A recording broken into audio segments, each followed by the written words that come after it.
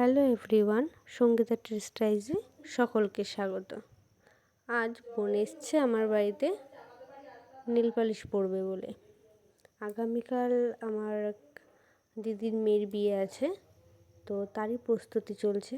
আসলে বাড়িতে একা একা সাজগোজ কী করব কী পরবো সেটা একটা অন্যরকম ব্যাপার।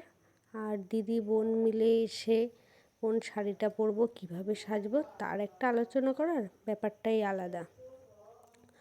তো এই যে আমি বোনের সাথে বসে মজা করছি, কথা বলছি, এই যে আমার যা, আর এখন নেল পালিশ নিয়ে বসে পড়েছি।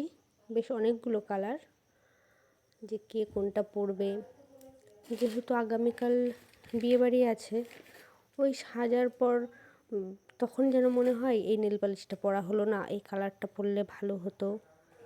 তাই জন্য আজ আগে থাকতেই তিনজনা ঠিক করলাম যে আগের দিন পরে নিই, তো পরের দিন মনে না থাকলেও কোনো ব্যাপার না।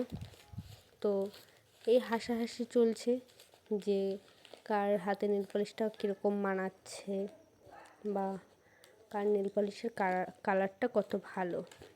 আমাদের মতন তোমরাও কে কে এরকম মজা করে থাকো অবশ্যই জানিও কিন্তু।